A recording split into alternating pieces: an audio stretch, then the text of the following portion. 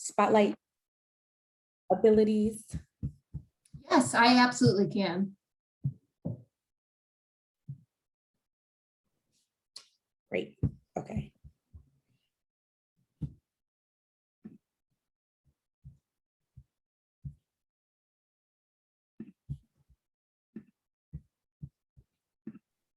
So Shiann, I've spotlighted you, but do you need me to make you the host so that you can manage it?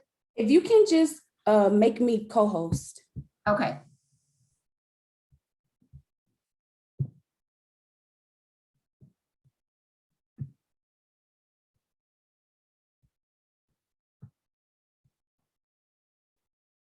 So I'm sorry, just 1 second here. It should be like the blue little dots at the corner. Yep. For whatever reason, I needed to remove you from Spotlight in order to do that. There we go.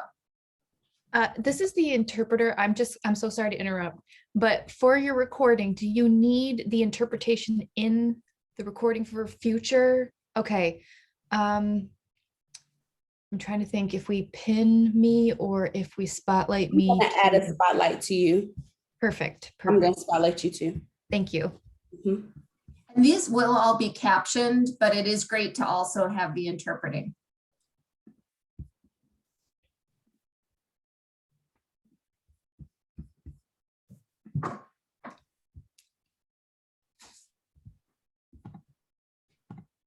Okay, great. Okay, so good morning, everyone. Oh, I'm signing. I'm sorry. Go ahead, interpreter. Thank you. That's what you're here for today. Hi, everybody. I'm super duper excited to get this presentation going. Guys, I dreamt about it. Okay, so that's how I know this is serious for me. So without further ado, I'm going to go ahead and start to share this presentation.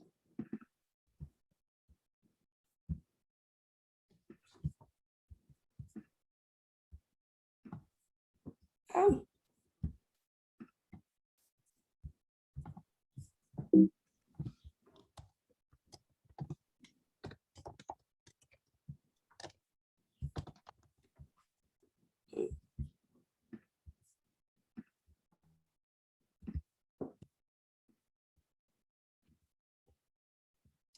Okay, so today my capstone project was a voiceover for beginners. And so that was the course that I took for 6 weeks. Oh, is my interpreter frozen? Yes. Hi, I'm Carolyn. I'm the other interpreter. I'm sorry to interrupt. It looks like Krista is frozen, so I'll go ahead and take over. Okay, well, let me spotlight you so that they can see. Okay. Perfect. Thank you so much. Okay, thank you. We should be good to go. All right, so just a slight introduction of who I am. My name is Shiann. I'm from Cleveland, Ohio. This is my 7th year in college. I went to a community college. Then I went to college at UNCG, the University of North Carolina, Greensboro. And then now I have settled at RIT as my final destination in my college career. And so my degree is going to be in a BS degree in applied arts and sciences. And so while I'm here, I actually work full-time for a group called Sunshine 2.0, which is a traveling theater troupe. And so I'm the interpreter and voice actor for that company. And they are here today. I love you guys. But COVID hit, guys. So we would typically be touring everywhere, and we would be performing live, and we would be doing stage plays, and I would voice live. But then, you know, we can't travel now, right? And so now it's completely changed the entire trajectory of my job. What do I do now? I'm used to voicing live, but now I have to record myself and record shows. Like, it's just a completely different ballgame.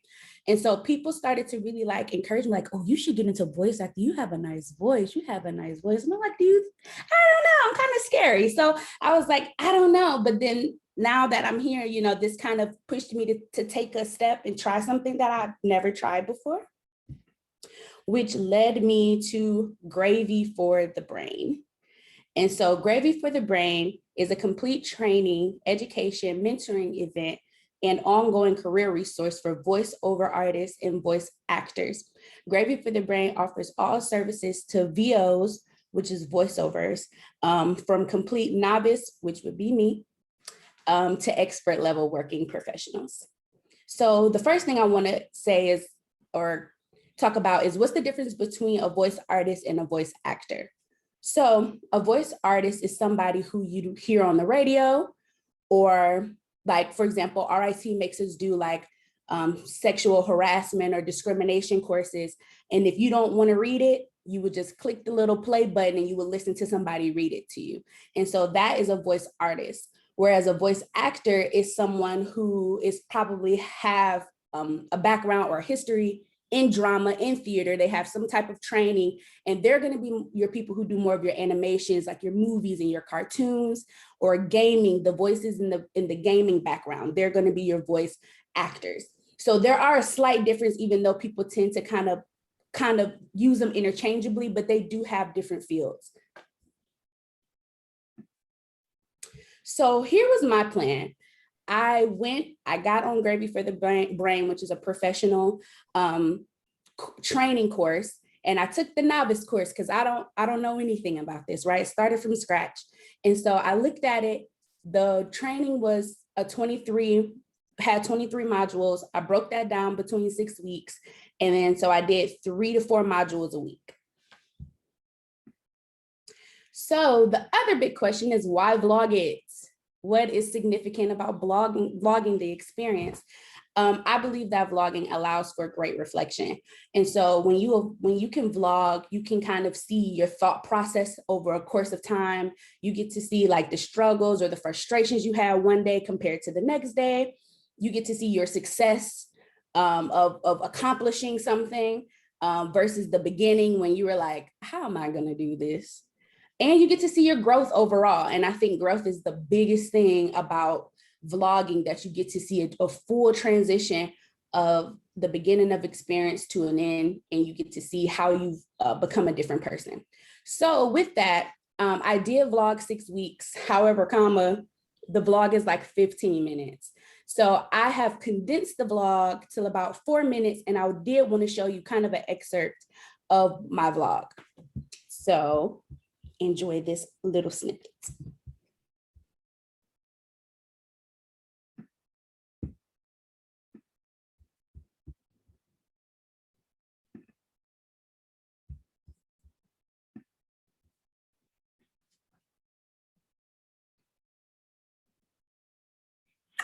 Okay, so today is day 1 of vlogging my experience with Gravy for the Brain.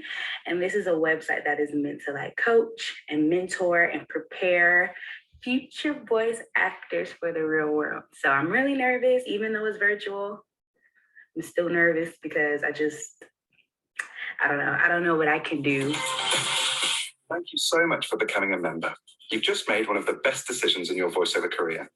We're continuing to offer that same personalized teaching in our mentoring forums and live mentoring classes. Whenever you have a question, or you want to join one of our mentoring classes to get real-time feedback on your skills and progress, our mentors are always there to help you on every step of your voiceover journey. Hello, and welcome to the Voiceover for Beginners course. This course acts as a complete introduction for beginners and also as a refresher course for more experienced voice artists. I'm J. Michael Collins, and this guy right here, that's Hugh Edwards. Hi. Yes, I'm Hugh, and I'm a voice director and a casting director. So here's where I decided to go ahead and click on the beginner voiceover course.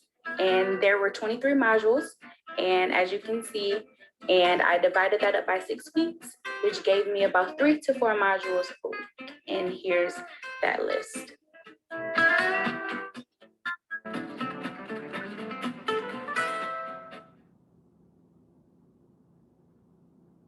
The art of good communication, which is key to being a voiceover artist. And then we'll be looking at preparing for voiceover sessions. So we'll show you how to warm up your voice, how to prepare for the performance, and work on your breathing techniques. We'll discover the core and fundamental voiceover techniques that all good VOs need to know. We'll show you how to give a pre-performance level check. And then Hugh will direct me in the booth to illustrate a real live directed session. We'll show you how you can become a voiceover artist and all the essential tips and tricks that you need to know. All right, so today is week 2. So this week I'm doing modules 5, 6, 7, 8. So right now I have just learned that the 6 main areas of voiceovers are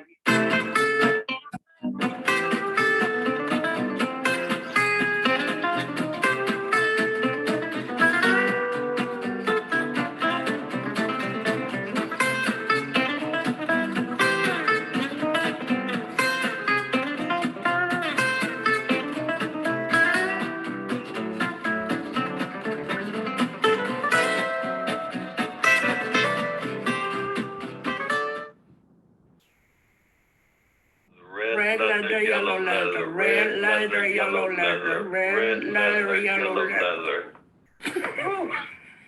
That's a workout. A voice sweep. And so that's like going from your lowest register all the way up and all the way back down. It sounds like this.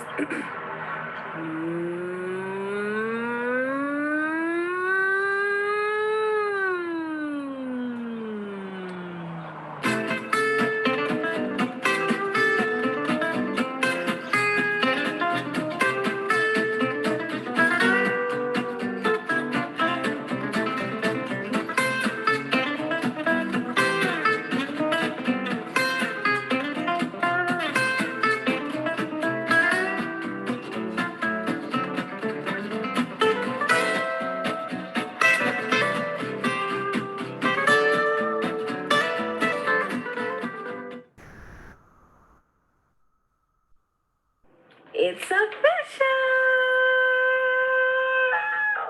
This is step 1 to potentially having a great career in voice acting, and it's just a step. So I'm very proud. This is great. Thank you, RIT, for pushing me to do this. You guys are awesome. Bye.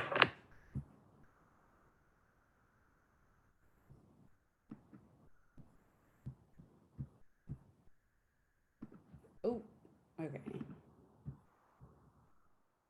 Yeah, so that's my vlog, but that's only literally 5 minutes. It was like 10 more minutes of that, of more of my experience, of course. So, which was really exciting. I mean, even to watch it back, I'm like, oh my gosh. So some of the summary of other things that you did not get to see that I wanted to talk about is that I learned was about posture. How do you, like if you're in a recorded session and you're sitting, how to sit, how to stand, you know, how to control your diaphragm, how to breathe. And so I found that posture is significantly like a big deal when it comes down to voicing, and how your body and how it sits actually matters. And then so now that I'm doing this for my job, I find myself like trying to like sit up or like do more to make sure that I'm applying the things that I've learned. Something else is hydration. You have to drink a lot of water. I mean, they were talking about like if you're doing a session, you know, maybe drinking water 2 hours, starting to drink water constantly 2 hours before the session, just to make sure that your throat and everything is not dry, your mouth is not dry. So, and in my longer vlog, you see that I kind of talk about how I went and I did everything you wasn't supposed to do right before doing the voiceover. I ate the food I wasn't supposed to eat. I didn't drink enough water. And then I could recognize the difference. I was like, wow. I'm glad I vlogged that, because it was a learning experience. When you don't listen, what happens? So, so that was something that I learned that was super cool to realize I learned that. Something else I learned is about the distance you should sit between the mic. So if I had more of a professional setting, I would set my mic up and I would make sure I'm about 5 to 8 inches away from the mic, just so that it blocks any of like saliva that flies from your mouth when you're talking, and just so it doesn't have like any harsh sounds. Another cool thing that I learned was IFPD, which is inhale, frame, pause, and deliver. And so what that sounds like is, you know, normally when we talk, we don't realize the noises our mouth make when we talk. So we start a sentence, for example, and we got that. Did you guys get to hear like that little smack that happened? So apparently when you're doing a voiceover, engineers hate that sound. And so they have to manually go in and cut any sounds that sound like a prep for your mouth. And so what they developed is inhale, frame, pause, which would sound like, for example, if I say the sentence, my mom is beautiful, right? And so I'm gonna say that naturally. My mom is beautiful. But if I was to apply this, what I would do is I would take a deep breath. I would frame my mouth to the letter of the first sentence, which is M for my mom, right? So I would go, and then the pause is clearly what I just did, the waiting, right? And then I would deliver the line so that it sounds something like, my mom is beautiful, or my mom is happy, or whatever the sentence was, which is pretty much to prevent the prep sound. You just go straight into a smooth sentence, and it's clean and it's clear. And so that's something that I realized in my vlog. I could hear it. I could hear the smacks, guys. I was like, what is that? And I was like, wow, this method actually really works. And so I can't unhear it now. And then I learned how to set up my mic in studio. And I learned the biggest thing is practice, practice, practice, practice some more, because these are all things that doesn't come natural. And you literally have to make a conscious effort to do these things. So those are just some of the summary of what I learned. And now I have time for questions and answers if you guys have any for me. Meg, do you want to start this time? Yes, I would be happy to. So Shiann, that was fabulous. And I have to tell you that your enthusiasm is contagious. I'm so interested in this. One is because of the pandemic, unfortunately, I'm consuming a lot of television, a lot of Netflix and, Amazon Prime, Hulu. I actually am too embarrassed to list all the subscriptions that I currently have. But what I have noticed is that a lot of the shows that used to be subtitled now have voiceover. And so, shows that are not in English, I watch a lot of Welsh, Finnish detective shows, and now they are voiceover in English. They still have the subtitles, but I'm really interested. So is that a voiceover artist or a voiceover actor? And so that's my first question. My second question is, what do you want to do next now that you have this new skill set? I'm assuming that your hope is that Sunshine 2.0 is back and running and on the stage, but so that's a two-part question. Okay, yeah, so for that would actually be a voice actor for those, which, now that I look back for Sunshine 2.0, that's what I was doing. I was voice acting this entire time because I'm being a character. And so, Okay. So that would be a voice actor. And again, because voice artists are probably people who are doing like more of like radio, more of your e-learning, more of that type of deal. And so that would be voice acting. And then the second part, what do I hope to do after? Well, I mean, to be honest, some of the plan is actually, when Sunshine 2.0, if we can travel and tour again, is to kind of keep some of that balance. We kind of want to keep doing like plays, like pre-recorded plays. So I kind of will be incorporating voice acting more, even when we can travel and kind of move more freely. So now that I have this trait, my first thing is to try to honestly apply what I learned here, since I'm in a position where I can kind of practice it now. But honestly, if I really want to be professional in this, I have to get more training. So I will have to like keep doing Gravy for the Brain to keep learning and seeing what my niche is, because what I'm finding out is that one thing that they said is if you are a novice and you start trying to send demo reels, which is pretty much a voice demo, like, how you do self tapes, audition tapes, you would do it for your voice. They remember you. Like if you send in a video, a novice demo reel, they will like blackball you kind of like, hey, don't go to that person. They're not professional. And I don't want that. So I will have to get more training and then probably get a mentor to kind of help me find which area is more of my niche and then take it from there, apply for jobs. Fantastic. Well, I hope you'll keep us posted. Are you graduating? Yes. Yay. Okay.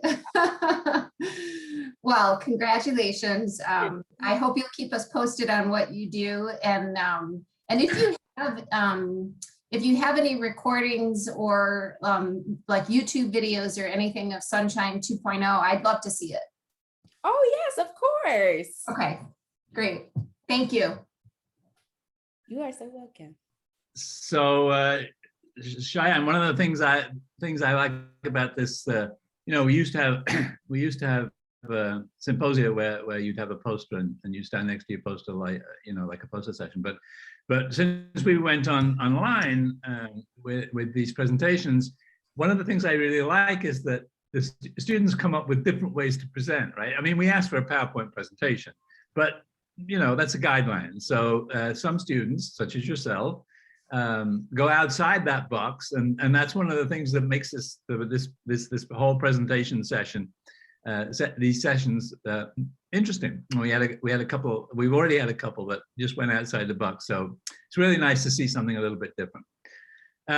So I was gonna say at the beginning, before I started to understand more what you were talking about, I was going to ask you, what's the difference between following your progress in something like this in the journal in written form as opposed to vlog?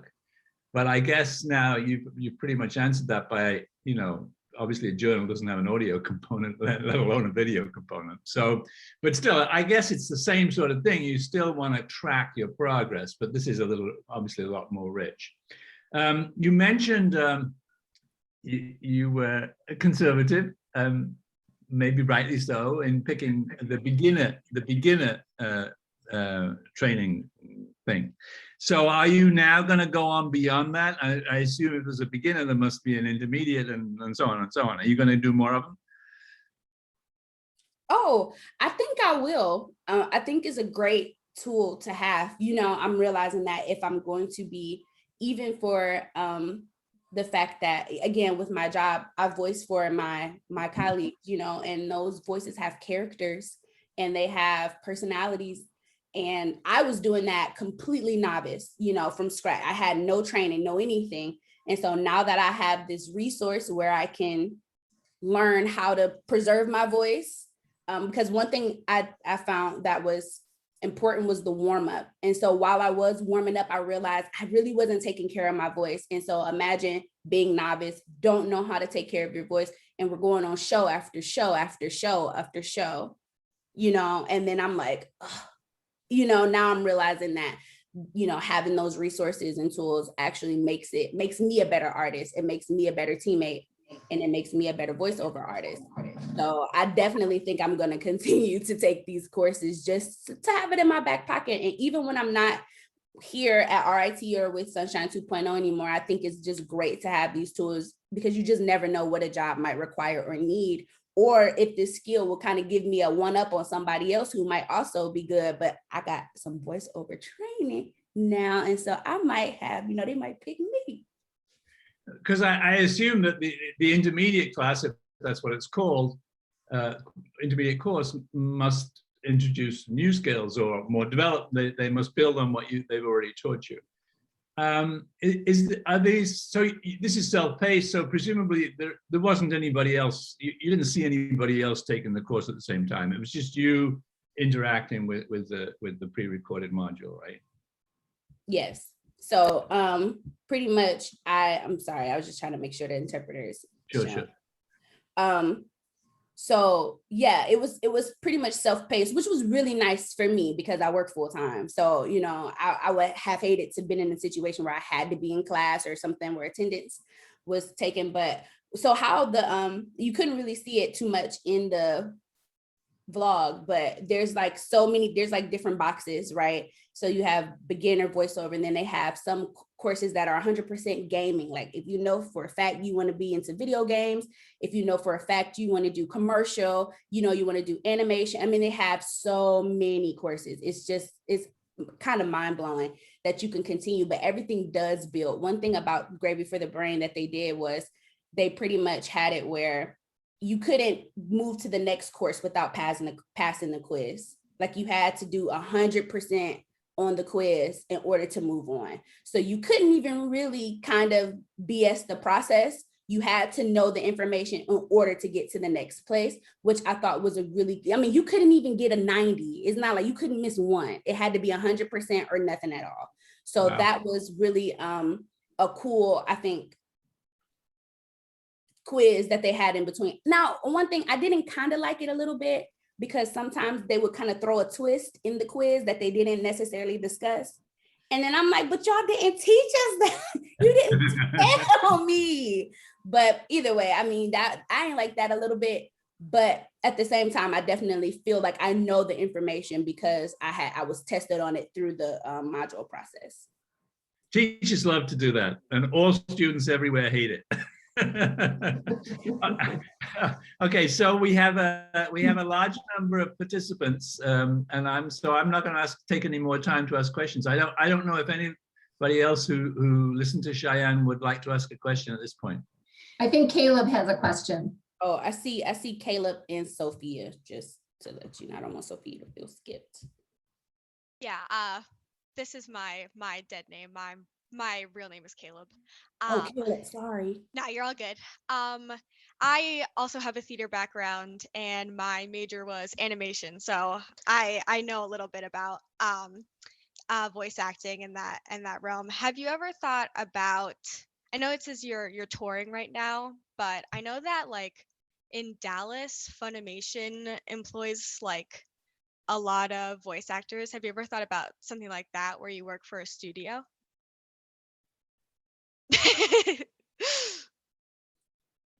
Honestly, no, I haven't. You know, I think I'm scratching the surface Right. on a very big industry that I've never even thought about. And it's only coming to my attention because COVID hit, you know? Yeah, So yeah. I'm not, to be completely honest, I'm not even really familiar with just the different lanes or avenues that I could potentially go, which is something that as I continue to get mentored, or as I continue to talk to other people who do this, like seriously do this as their craft, I think I will be able to like kind of see like, oh, I didn't even know I could work for a studio, to be honest. You know, I Right. was like thinking, okay, here's my field, this is what I can do.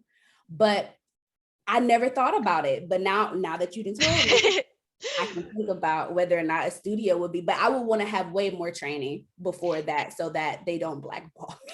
Yeah, I hear that Funimation in Dallas, like if you live in Dallas and you're a voice actor, it's very easy to like start getting work there and then move on. So just a thought. Let me write that down. Okay, we have time for one more question before we move on to Caleb. It's now 9:30, so anybody else have any more questions for Shiann?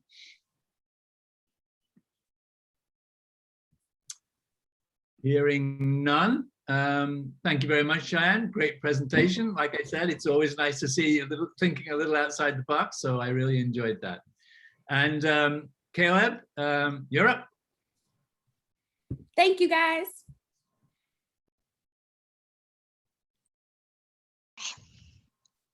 So I am not as familiar with Zoom, so I'm going to do my best. Okay.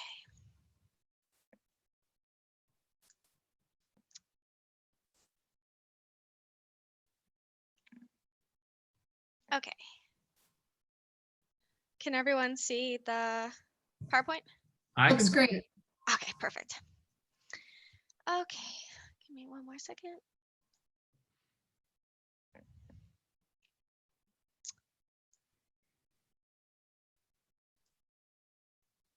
Okay. So, hello, my name is Caleb Edgar, and this is my presentation for my capstone project.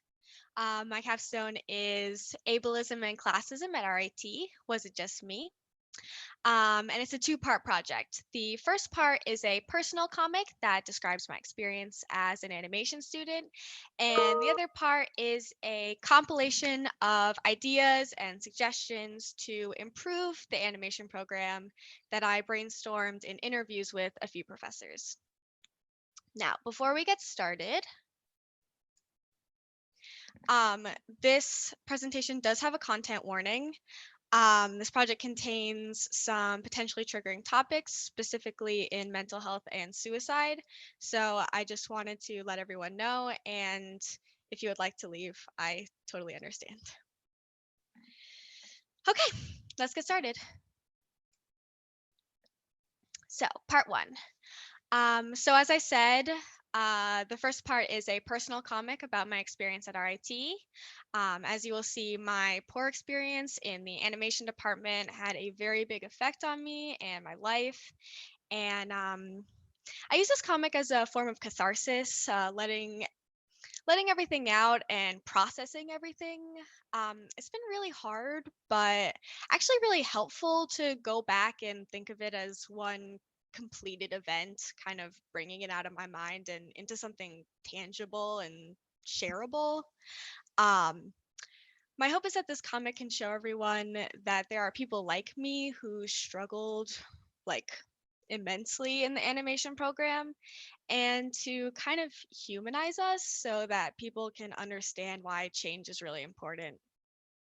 I also made a video where I narrated the comic, but it was also 15 minutes long. So instead, each slide is going to be 2 pages, and I've taken all the illustrations from those pages, and then I will kind of give a more concise breakdown of what happened in the text.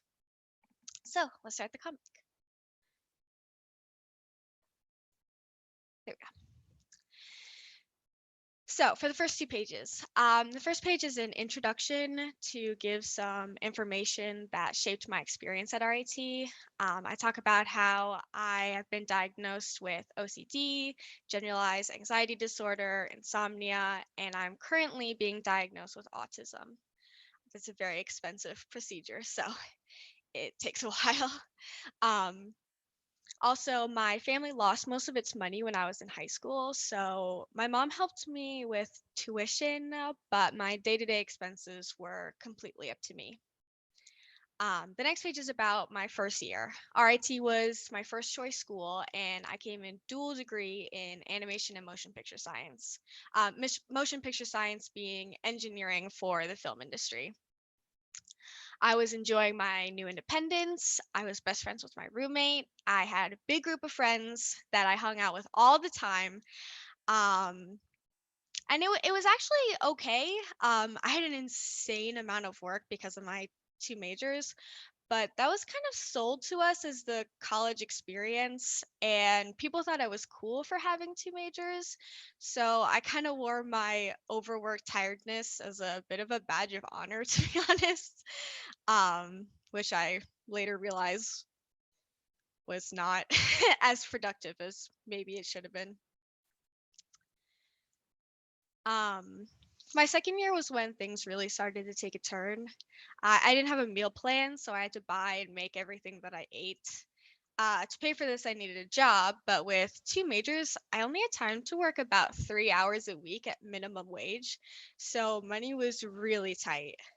I met my amazing boyfriend, who's sitting over there, but I was growing apart from pretty much everybody else, because with my class workload and my job, I just didn't really have the time. Eventually, it came all to a head when I realized that I just couldn't keep it all up. So I had to make the really hard decision to quit MPS and just do animation and my job. Because of this, the first semester of my third year was definitely better. I was just down to 1 major. I could work way more. In that time, I was diagnosed with OCD, and my schoolwork was much more manageable. However, in the second semester, I had to do a film, so things started to get bad again. For films, you have a semester to complete them, and basically, if you don't, then it's an auto fail, and you actually often have to change majors. It was really is like you either do it or that's it. My film completely took over my life. I devoted all my time to it, often not eating or sleeping. And so my mental health took a really big dive. My OCD got really bad. I was washing my hands for hours. Like my hands would be bleeding because I was so stressed. And I was starting to have frequent shutdowns where I couldn't move, I couldn't speak, I was just stuck, which is very normal for autistic people.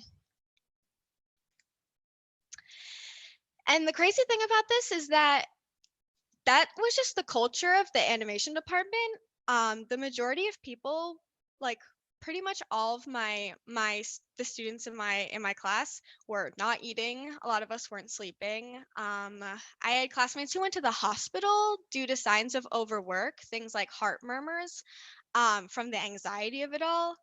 And the professors knew about it. They knew that we weren't eating. They knew that we weren't sleeping, but they just kind of didn't do anything about it. It was just kind of, they were like, oh, you guys should really be eating, but it was never actually like talked about. So yeah, I finished my film, but I was a wreck. Like I was so tired and kind of broken. So then, knowing that going into my first semester of my fourth year, I knew that I had to do another film. And knowing how much it wrecked me the first time, I decided that I had to switch gears. I got a tiny hole in the wall apartment that had no AC, it had no heat, but at least it was mine. I decided to do stop motion instead of 2D animation because it was something I was more interested in. But it didn't help. After I was denied a room to put my set in, I was told that I could take all the equipment that I needed out of the sofa cage, which is basically a place where you can rent equipment. I got all the permissions and I started working, but 3 weeks in, they denied me for basically no reason. They literally just said no because they could. They're like, oh, you're taking it out for too long, even though I got permission from literally the head of the department. So then I had to buy a camera, lights, a tripod, the software, which was $250, and I had to buy all the materials to actually make my set. So I had no money. I actually had to take out a loan from my boyfriend just so that my account rested at zero. I was cold, I was hungry most of the time, and I still had the pressure of doing my film. So my mental health was really sliding to rock bottom. But I did finish.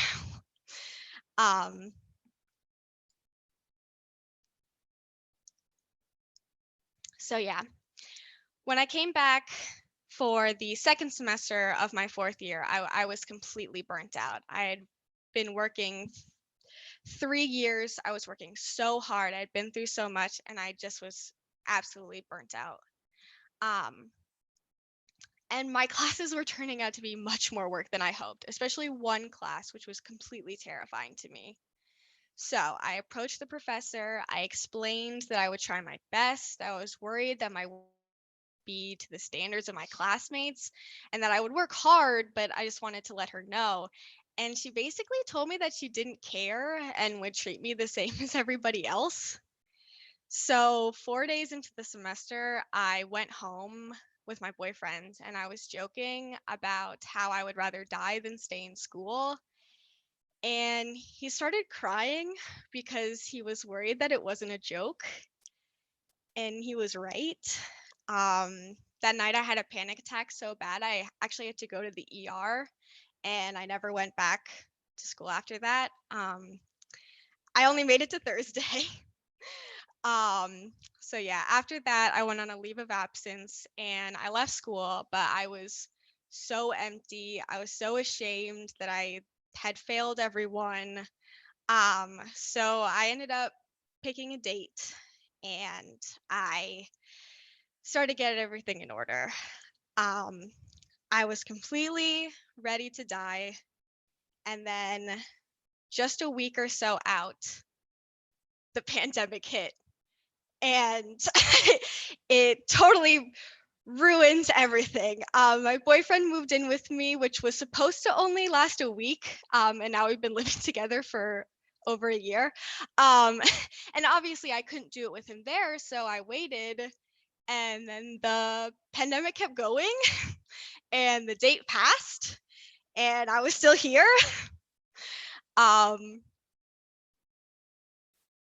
So after a couple weeks after the date had passed, I eventually opened up to my boyfriend about it, and he was really, really supportive, and he helped me get a therapist and a psychiatrist.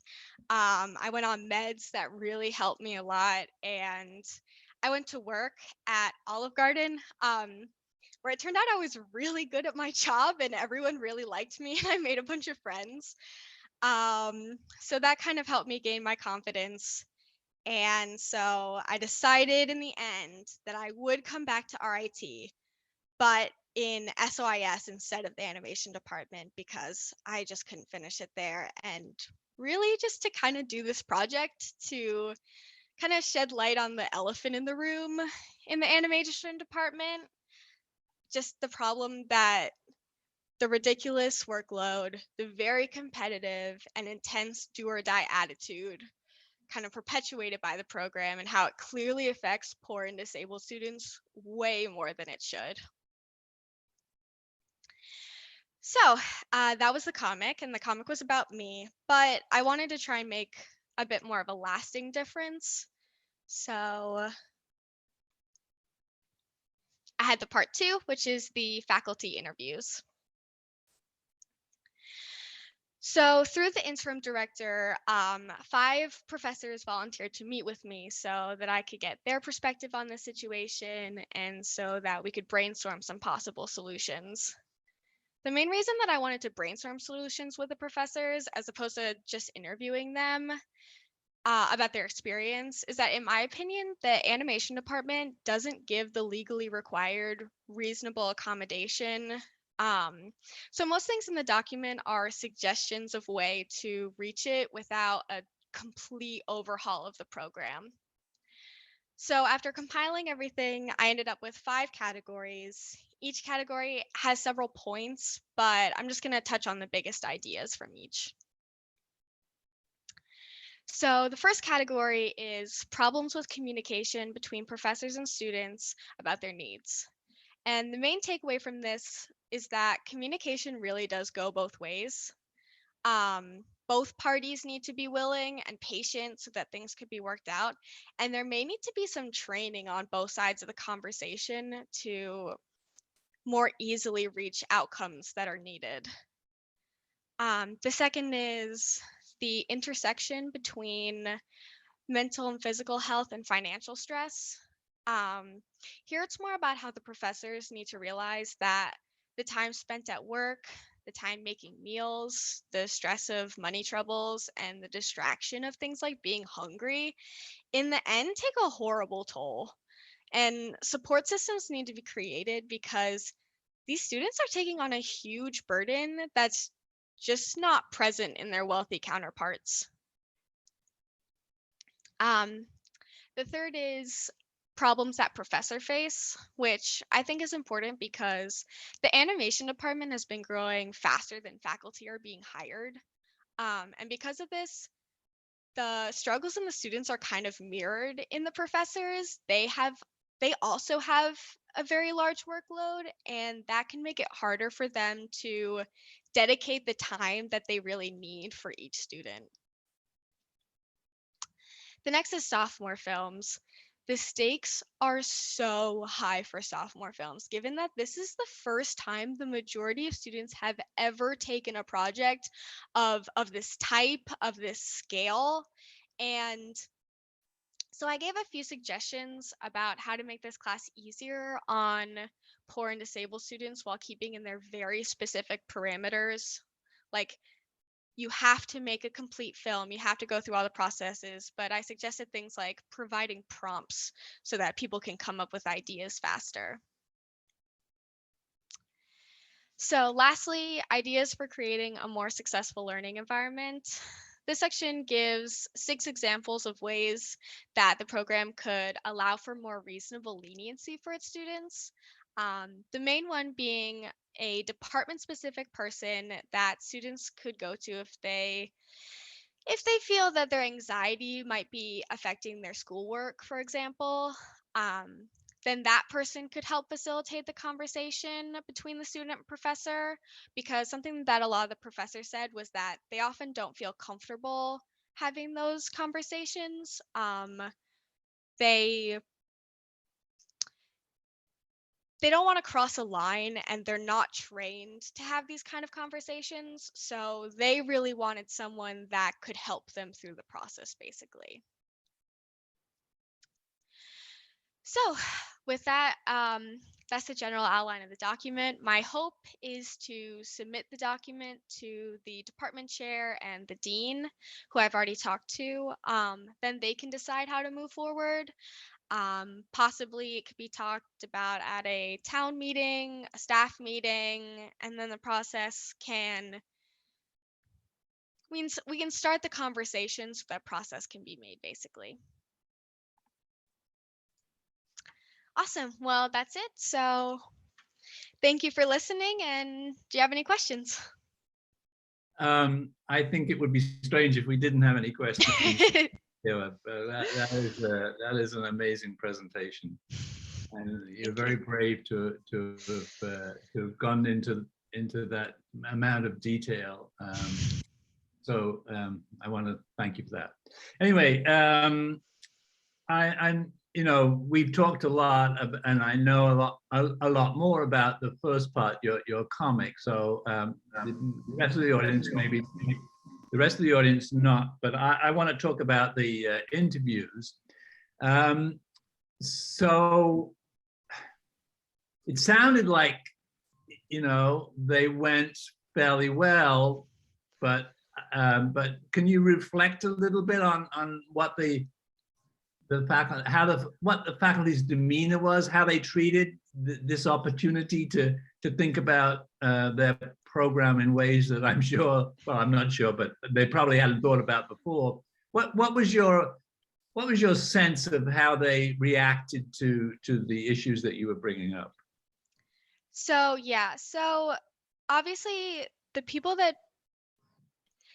faculty that I talked to all volunteered. So they already were willing to have the conversation. So I think that kind of, it wasn't random. So I think that kind of helped. Like, everyone who I talked to seemed genuinely like they wanted to have this conversation, which is really nice. The general demeanor that I got from everyone is that they just had no idea what to do. They were like, we see that this is a problem. We're trying to fix it, but like, they just kind of didn't know how. It seemed like a lot of them felt uncomfortable with these conversations. A lot of the talk was like, like, we're not therapists. We don't know how to talk to people. So it was kind of hard because, I obviously went to professors and I would be like, hey, I'm having trouble in this. Can you just understand that? And a lot of times I got told no. So I think there's a weird disconnect between them wanting to help and them actually being able to give help, if that makes sense. Yeah, absolutely. That's a great point. I think that's a nail hit well on the head there. And were any of the professors you interviewed, had they been I don't know how big the department is. Were they people that you knew from being in their classes? The only one that I had taken a full class with was one of my actually workshop film professors. The other two were 3D animations, so I didn't know them very well. And then one was new, and she wanted to talk about, like, she had been to, this is her 5th school. So she kind of had a bit more like general knowledge about colleges in general. So yeah, that's 5. Yeah, so I only actually had 1. When you were done with the interview segment of your project, how did you feel that had been that's going to make a difference? Did you feel optimistic about those conversations and how they? I mean, you said how you think, you know, the options in front of the department chair and the dean, how they use this information that you've given them. Do you have a sense of optimism that it is going to make a difference? I think that surprisingly COVID might have helped, because I think that people are realizing that they need to be a little bit more lenient in general. I know that all the professors were told to kind of slim down their workload a bit because everyone was remote. So I think that they're already kind of starting. So I think that it's very possible. I think it's really difficult because this program has been a certain way for a very long time. And I think that certain professors are very stuck in how they perceive what they're doing and not really caring about the students that get left behind. There's a lot of like, if you can't do this, then you don't deserve to. And I think that that's a mentality that really has to, I think it's going to take some work to change, but I definitely think that it needs to be addressed. Are you going to, I know you mentioned you talked with the dean. Are you going to share your comic with the dean? I probably with the dean. I don't know about Tom, the director, just because he knows me, and I don't know if that would be awkward, but I'm definitely thinking about it. It's obviously very personal, but I think that someone has to say it. So if it has to be me, then it has to be me, I guess. Are you graduating this semester? Yes. Okay. So you're going to be out of RAT. Have you thought about how you're going to keep tabs on what I hope, a process that I hope that you've been able to start? I am currently in the process of joining the SOFA Discord, where alumni and current students can kind of talk about everything. So I'm gonna kind of pop in there and be like, hey, so if you guys need anything, like I've been through this and I can help out if you need me. All right, thanks, Caleb. That was a great presentation. Meg? Thank you. Oh, Caleb, wow, that was really remarkable. And I have to say that your sincerity and authenticity is so disarming and very moving. Thank you. So, and immediately I say, you know, coming from an advising background in a couple different roles at RIT, I feel like, you know, I'm amazed at how brave and courageous you are to share such personal information. And yet I want to push you to share it more because I think it is so, so valuable. It's really moving. I think a lot of what you talk about, and clearly you have balanced your 5 recommendations with a lot of realism and a lot of like a very pragmatic approach. And I think that your overall message is really about this education, RIT, SOFA, you know, whatever the program needs to be a partnership. And I think that that is such an incredible message. And I think that, you know, in SOIS, and maybe this is what attracted you, along with the fact that you really needed to exit SOFA. But really, we want you to be co-producers of your educational journey. And I think that needs to translate into other programs, but also into the way that professors approach education. They are not delivering unto you, it's a partnership. right? So I Absolutely. think it's so valuable. And I think what easily could have been, you know, a rant was not a rant at all. It was the antithesis of that. It was you really hoping for a solution. So I'm really, really impressed, and I hope that you will think about, I'm thinking about ways in which you could share this in a way that's comfortable for you. But I really think it's so valuable. I'm so grateful for the pandemic. Yeah, So it really saved me. I have not had very many moments, but I am truly grateful for the pandemic. And it sounds like a really great partnership with the person that's sharing this space with you. So I think that's fantastic. So here's my question. Sorry, lots of comments. The question is, you know, we just had someone from counseling and psych services come in and talk to our department because, you know, we know that students are struggling, and we really want to talk with faculty and advisors about, you know, ways in which we can be supportive at the beginning, at the middle, and at the end of the semester. I think we've moved a little bit in a positive direction, but I wonder, would it be a good recommendation to suggest embedding someone in SOFA from CAPS? And I don't know if one exists. I know that the person that spoke to us, so my question to our dean, Jim Hall, was, I want someone embedded with us, not that physically has to be with us, but a point person that we can say, oh my gosh, Dr. Walker, we've got a situation and he is our point, or she is our point person, or they. So I wonder what you think about that. And does that exist? It sounds like it might not. It didn't exist when I was there. I think that they've started possibly putting one in. But I don't know exactly how it's implemented because I haven't been there.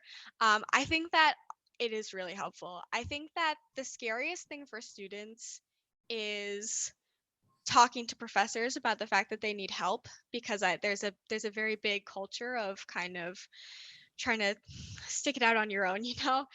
And a lot of the times you're faced with rejection, and that is really hard too, where you go and you try and ask for help and then you say no, and that's kind of almost more destructive than you just not asking. So I definitely think that someone, because the thing about professors is that they're not counselors, they're not advisors, they're teachers. They are in their subject, they're not trained for this. And if we're not going to train the professors, then there has to be someone that the students can go to where they can feel comfortable, like their information isn't going to be shared, that they're not going to be looked down upon by the professors and all that.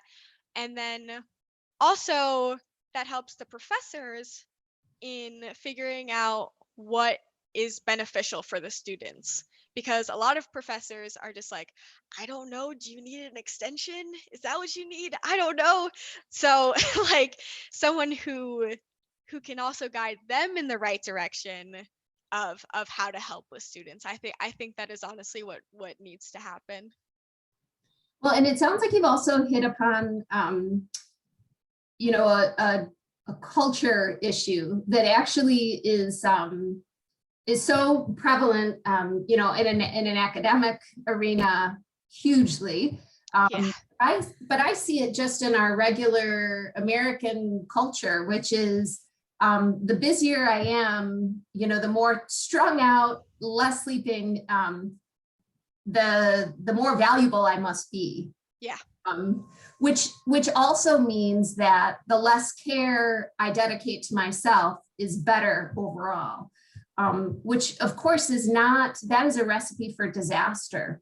So I think it's really important that, especially in academia, but it is a challenge because I do think that some faculty instructors feel as though the harder something is, the more work I give, the more challenging, the less sleep and less food you're eating, the more rigorous my course must be. And I don't think that that's what we want to, teach or reinforce for human beings. And another thing about that is that some people need different levels of care, and not everyone needs the same level of care. Like, I did well in school. I mean, I'm graduating with like a 3.4. Like, I didn't slouch in school. I was good, but the problem is that I just need a little bit more care than someone who maybe doesn't have to spend half their week working, or someone who doesn't have a um a neurodivergent problem where it just takes me longer to do things. And that's not my fault, it's my brain. I can do it just as good as the next person. I just need a little bit more time. And there's like, I shouldn't be punished and told that I don't deserve the degree just because it takes me 1 hour longer to do something than another person. Like, that just isn't fair. I see that. I know we're close to time, and I see that Shiann and Rachel both have questions. Fantastic. Shiann, do you want to go? Yeah, I'll go. Well, first, I just really want to say I'm so proud of you. Like, I mean, this was really amazing. I mean, especially for me, I would never know. I came into SOIS, so I don't know anything about how, other colleges run. So I just want to say, like, I'm happy COVID hit too, because I really do think that you were called to do this. Like, I think this was your movement, and I think you're going to do it well. And I think you have been. So even though it was a struggle, I definitely see why you were the one chosen to do this. And I'm so proud of you. So first, I also want to say, I think your comics were amazing. Thank you. Because, there's a page on Instagram, I can't remember the name, but like for like the BLM movement, they tend to, instead of showing it, they do it in a cartoon form so that people Absolutely. can process information without experiencing the immediate trauma of those. And so I think seeing the animation of it still gave me the core of what's happening without maybe so much of the immediate impact, so I definitely like applaud you for that amazing choice. I think it was really great. I also want to ask, my question is, how much of this, because it's animation and film, and that's kind of a dog eat dog world, how much of that do you think is the reason why teachers tend to have a very cut and dry mentality? Because, the real world is going to be like this. So let me start now. Like, do you think that plays a role where they think they're helping you for the real world, for a real world, quote unquote, experience? And that's why maybe part of that is the grind culture and all that stuff mixed in. Do you feel like maybe that's playing a role in the insensitive treatment? I definitely think so. We get told, I didn't really have time to touch upon this in my presentation, but it's a little bit addressed in my comic. We get told that, like, this is how the film industry is. Like, if you don't get your deadline in on time, they're gonna fire you and you're never gonna get a job, and all this stuff. And I did bring this up with some of the professors. I was like, I thought school was where you're like, the point of school is to give students a place to fail safely. They can do something wrong, and it's not the end of the world. They're not going to lose their job. They're not going to lose their family because they can no longer support themselves. Especially because this is the first time that a lot of people are doing this. I went into animation, and I didn't even have access to things like Photoshop because I couldn't afford them, and my computer wouldn't support it. So, like, they're taking people who have never done this stuff and then being like, you have to get it done the first try because in the film industry it's like this. And I tried to explain to them, like, if you're perpetuating this idea now, you are literally setting up your students to be abused by the system. You're giving them no tools to break this cycle of abuse. You're telling them this is how it is, and if you don't do this, then you're gonna fail forever. And that's what, like, of course that's what they're gonna expect. I never understood that. like I think it definitely is the film culture, but I just don't understand why they feel that that system needs to be perpetuated, I guess.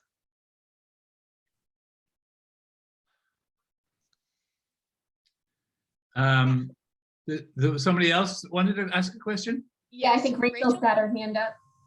Yeah, hi, Caleb.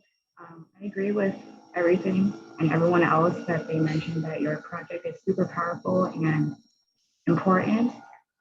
Everything you mentioned totally resonates with a lot of students, especially trying to push through college with a lacking support system. My roommate is actually also an animation major. And she's trying to finish her senior thesis. And for the past 4 years I've known her, she's always talking about the department, especially with animation, and how hard it is, especially because they're really harsh with you guys. And it's nothing like the industry. And that's really discouraging, especially coming from high school and not even being like exposed to anything related to what you think you want to do. You and I faced a similar journey. I've been told that because I failed, or not even failed, a class, that I won't be able to be a physician. And I've heard that all through 4 years of college. And it's very discouraging. And yeah, I mean, it's definitely really important to emphasize the growth that students need and exposure to the industry before, tearing them down. Yeah, so I really like your presentation. Good job. Thank you so much. Are there any other questions? Okay. Well, I am very glad. What time is it now? 10:08. I'm very glad there was only 2 of you, because I don't know how we could have handled this if there had been 3 of you. So, Caleb, one phrase that you just used, which I think epitomizes what you tried to express here in your experience, is that school is a place where you ought to be able to fail safely. And I think if there was one phrase that came out of your whole project, and one that I hope is communicated successfully to the department, it would be that one. Anyway, I mean, of course, it's a balance. I mean, we are supposed to be preparing students, but I guess there are many ways to prepare somebody. Okay, thank you very much, everybody. There's all sorts of questions we could have asked, but we didn't have time. So hopefully you'll stay in touch, Caleb. And Meg, do you want to have the last word? Sure. Congratulations to both of you on your pending graduation. Stephen normally says, don't forget, you've got a couple other papers that you need to also submit. We'd love to keep these recordings. Let us know after the fact if you don't want to, and hang in there. You are so close to the finish line. We're really proud of both of you. Fabulous presentations, and stay safe. Bye, everybody, and thanks to the interpreter. Thanks, Krista. And I don't know whether our other interpreter is still here, but thank you both. Thank you so much. Thank you. Take care. Bye. Meg, you going to stay on?